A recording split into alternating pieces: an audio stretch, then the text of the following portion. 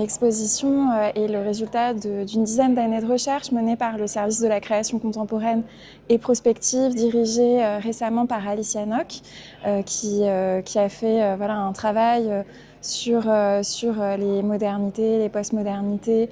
notamment en Afrique, mais aussi tout un travail de recherche avec notre équipe sur les artistes africains-américains. L'exposition s'ancre dans ce Paris où affluent dès les années 50 un certain nombre d'artistes africains-américains, caribéens et africains, mais il est vrai qu'il y a un très grand nombre, dès 1944, d'artistes africains-américains qui arrivent avec le GI Bill,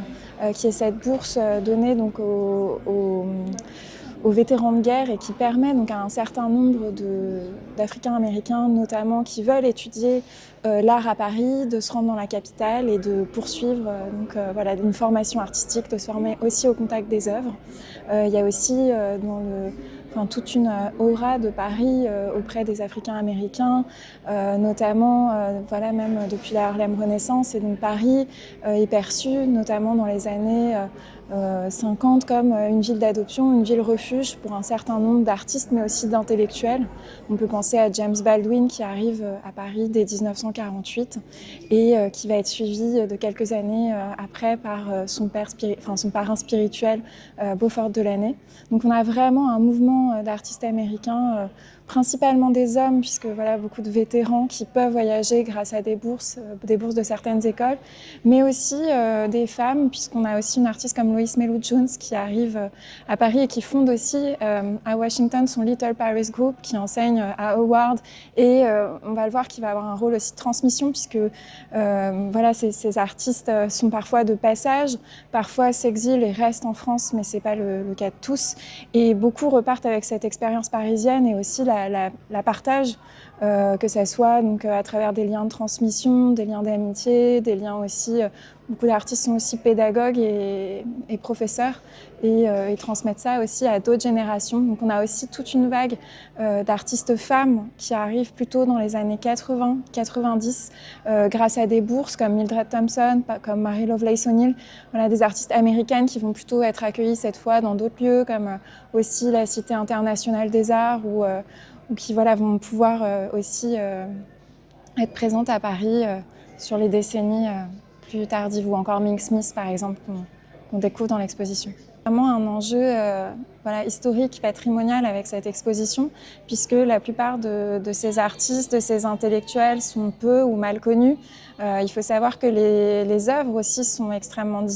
dispersées, disséminées, tout comme les archives. Il y a beaucoup d'œuvres qui se retrouvent encore dans des fonds d'ateliers gérés notamment par certaines familles qui n'ont pas forcément les outils ou l'accompagnement qui a permis cette reconnaissance. À un niveau institutionnel, très peu de ces artistes ont bénéficié de rétrospectives, et à en regarder même les cartels de l'exposition, on se rend compte assez rapidement du peu d'artistes qui font partie de nos collections publiques françaises. Et pourtant, il y a eu des soutiens pour les artistes africains-américains. Il y a eu des lieux associatifs, des galeries. Par exemple, il y a un artiste, Ewood Bill Rivers, qui a fondé la Galerie 8 dans les années 50, où beaucoup d'artistes africains-américains et américains se regroupaient pour pouvoir exposer. Il y a aussi eu la galeriste Dorothea Speyer qui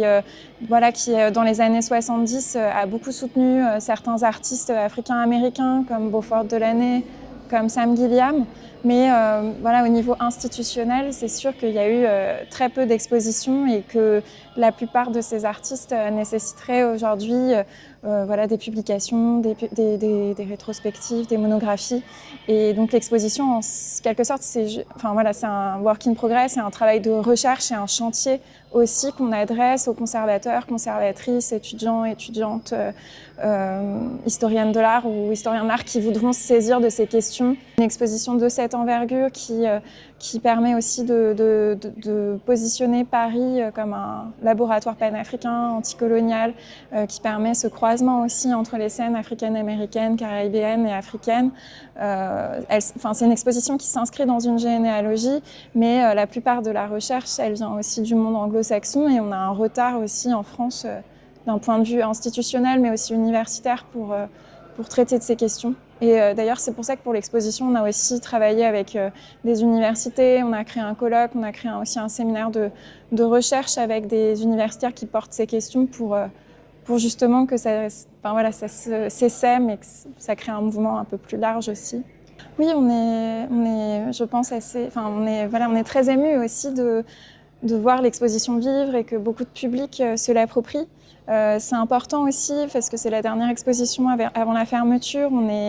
On voit bien qu'il y a des personnes qui ne venaient pas forcément au Centre Pompidou qui franchissent aujourd'hui les portes de l'institution. On sait que nos gardiens de salle nous ont transmis aussi cet enthousiasme et toutes ces personnes qui découvrent l'exposition. Il y a un public aussi qui tend à changer, à se rajeunir, c'est